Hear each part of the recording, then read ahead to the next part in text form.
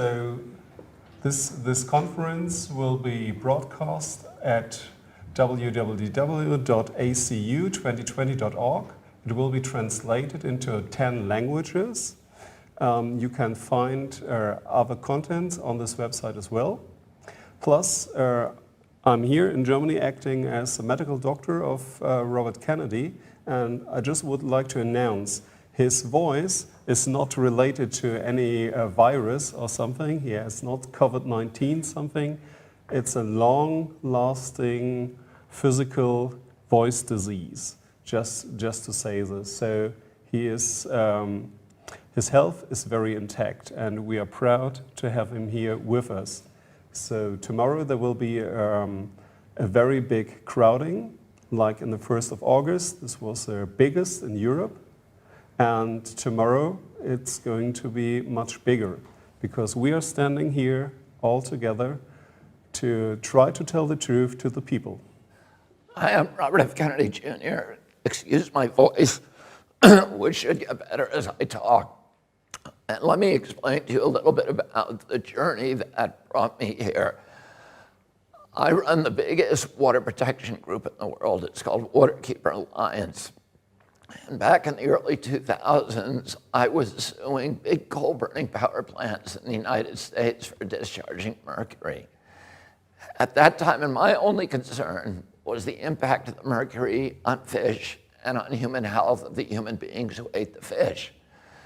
Around that time, it came to my attention that there was also large amounts of mercury in vaccines, much larger exposures to children than any child would ever get from eating fish.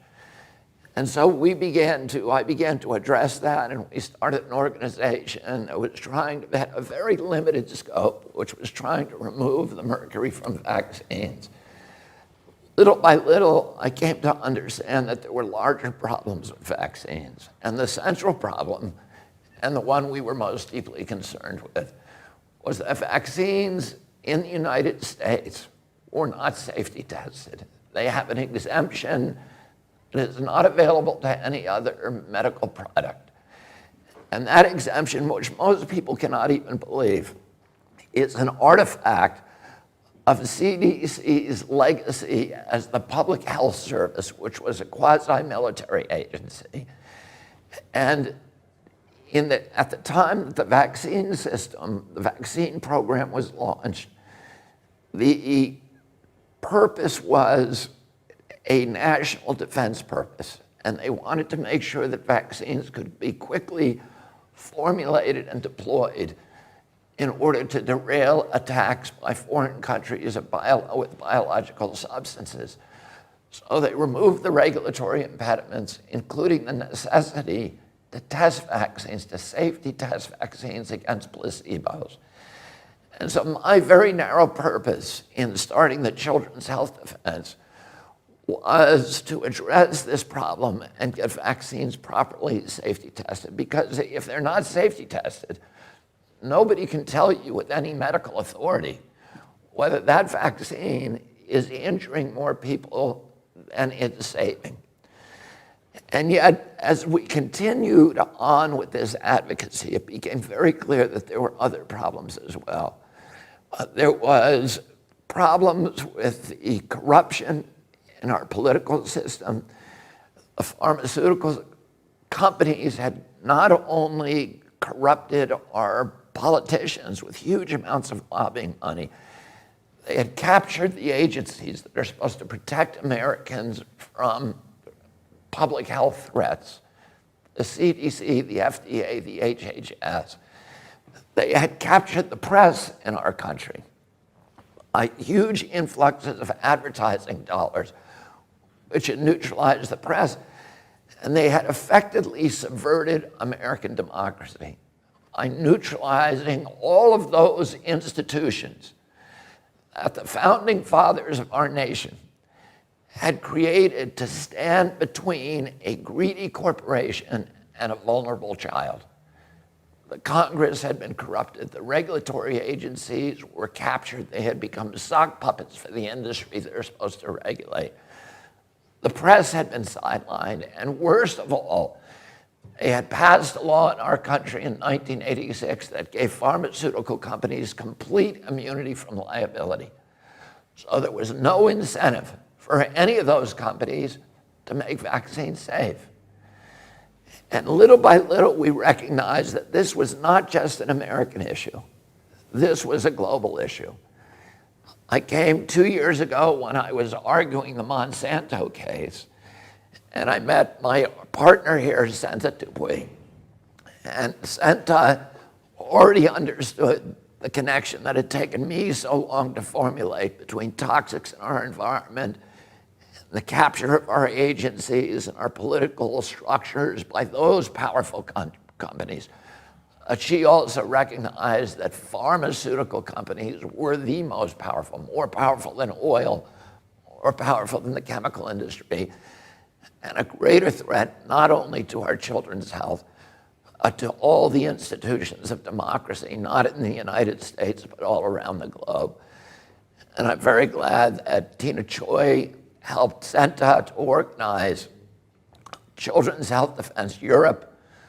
We are here today to announce, to launch the beginning of this organization. We've been very, very successful in the United States. We recognize that the pharmaceutical industry is operating and capturing politicians and running governments in every nation on the globe. And if we win this battle just in one nation, the United States, we're still going to lose it globally. So we need people of goodwill, people who have courage, people who have a nonconformist way of thinking, who understand that we are being lied to, that the entire political structure today is saturated in pharmaceutical propaganda. And we have watched over the past few years something that is extraordinary. We are at an inflection point, I believe, in human history. The largest and most critical inflection point that humanity has ever encountered. For many years, totalitarian and authoritarian states have used the power of fear to engineer compliance in populations. I grew up understanding what happened in World War II in our country, and during the Nuremberg trials, Hermann Goering was asked by the prosecutor, how did you make the German people comply? And Goering said, it's not just Germany. This works in any country, whether it's a fascist country or a communist country or a monarchy or a democracy. All the rulers need to do is to tell people that there's something they need to be fearful of, to point a finger at that source of their fear. And you can make human beings do anything you want. You can make them go to slaughter like sheep. You can make them obey. During the same Great Depression that spawned Adolf Hitler, we were very lucky in our country that we had a leader, Franklin Roosevelt. And he said, the only thing we have to fear is fear itself. He understood that fear would drive us into totalitarianism. Well, the biosecurity agenda that people like Bill Gates and Anthony Fauci and Davos and all of these people who are running now the global economy, they have understood for years that they have a power that no totalitarian government has ever had available to it, which is the biosecurity. You know, in Hitler could point at the Jews and say, those are the big threat. We need to be frightened of them. And you guys, everybody else needs to obey so that we can fight them off. Other countries were scared of the Bolsheviks. In the United States, you know, our demagogues point to the Mexicans or dark-skinned people and say we need to be scared of them, or terrorists. And, you know, all of those things get us to voluntarily give up, relinquish our human rights, our civil rights, and walk like sheep into the abattoir. But now they have a source of fear that is the most pervasive and all-encompassing power that they've ever had, which is the fear of pandemics.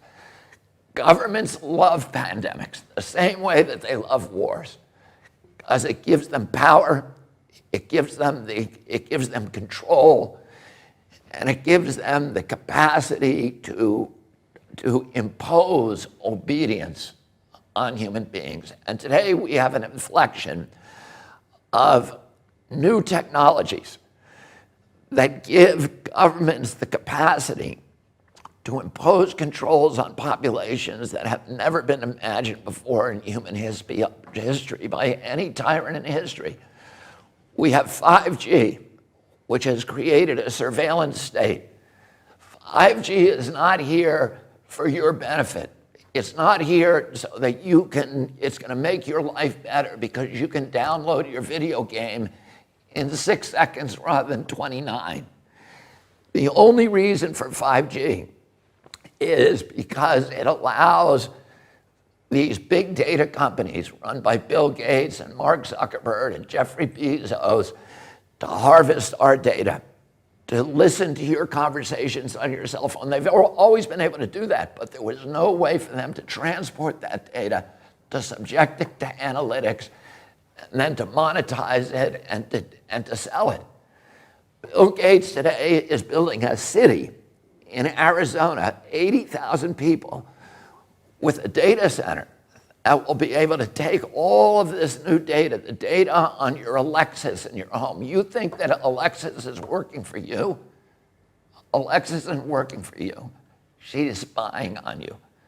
Your cell phone is spying on you. They have biometric facial recognition systems, your GPS, all the satellites that Bill Gates brags that his satellites will be able to monitor every square inch of the planet 24 hours a day. They're going to know, and then they have another innovation, which is digital currency. And once they have digitalized our currency and gotten rid of the cash economy, they have absolute control over us because they'll be able to tax every transaction. The banks will be able to cash in on every transfer of wealth, every transaction, no matter how minuscule, no matter how small. But also they'll be able to enforce obedience, because if you're disobedient, they'll be able to shut down your bank account and starve you, and you'll have no access to cash. And many people argue that this pandemic was a plandemic, that it was planned from the outset, that it's part of a sinister scheme. I can't tell you the answer to that. I don't have enough evidence. A lot of it feels very planned to me, but I don't know. I will tell you this. If you create these mechanisms for control, they become weapons of obedience for authoritarian regimes, no matter how beneficial or innocent the people who created them. Once you create them, they will be abused. 100% guarantee that they will be abused. And all of the people who are out on the street now, who are arguing with this new imposition that we're seeing all around us of authoritarian control, of people being told, wear your mask. And you know, I think everybody in Europe, everybody in Germany, everybody in the United States, if they were told, here's why you should wear a mask, here's the science that says it will help, here is the science that says it works, that you will stop transmission to other people, everybody would wear it with no problem. What we know is that we're not being dealt with honestly. We're being told, this is the science. But it's not, it's an appeal to authority. It's science because Tony Fauci and Bill Gates tell us it's science. We want to see the studies. We want to see the studies on hydroxychloroquine. We want to see the studies on whether the lockdown is killing more people than the coronavirus. We want to see real science and real risk assessments. And we are not going to take the word. My father told me when I was a child, people in authority lie.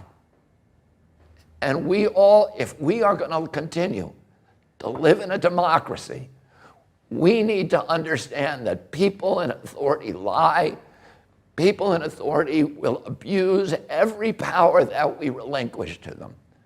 And right now, we are giving them the power to micromanage every bit of our lives 24 hours a day. They're going to know where we are. They're going to know the money that we spend.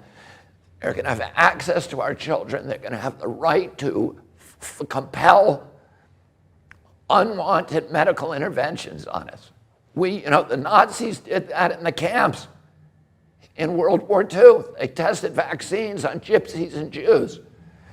And the world was so horrified after the war, we signed the Nuremberg Charter. And we all pledged when we do that, we would never again impose unwanted medical interventions on human beings without informed consent. And yet in 2 years, all of that conviction has suddenly disappeared.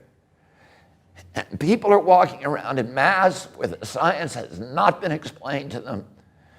They are doing what they're told. They are these government agencies are orchestrating obedience.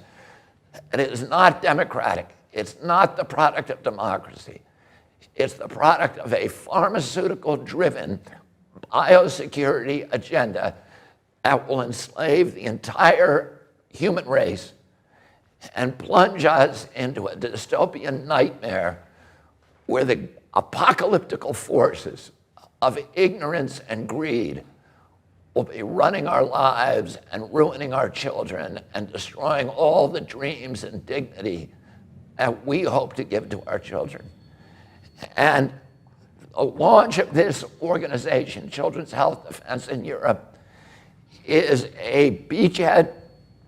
It's an announcement to the world, and we are not going to take it. We are building institutions to fight your institutions. And you have global institutions, and we now have a global institution.